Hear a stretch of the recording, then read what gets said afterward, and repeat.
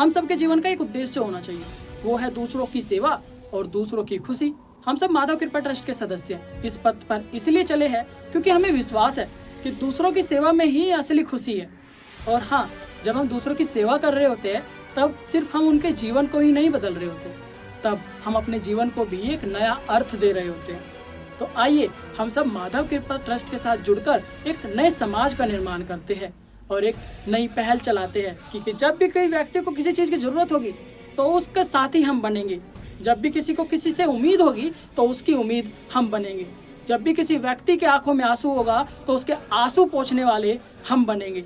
और जब भी कोई व्यक्ति दुखी होगा तो उसका दुख का साथी हम बनेंगे। तो ऐसी सोच रखकर अगर हम इस जीवन को व्यतीत करें तो सच में यह जीवन आनंदमयी हो जाएगा। और हाँ, किसी संत ने हमें कहा था कि अगर आप पूजा करोगे तो आप भगवान तक पहुँचोगे, अगर आप दूसरों की सेवा करोगे तो भगवान आप तक पहुँचेंगे। अब निर्णय आपके पास है कि भगवान को आपके पास बुलाना है या फिर आपको भगवान के पास जाना है।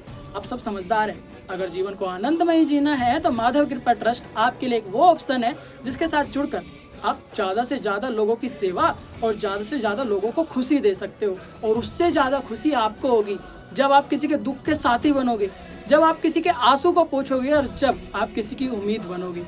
तो विचार कीजिएगा। राधे राधे।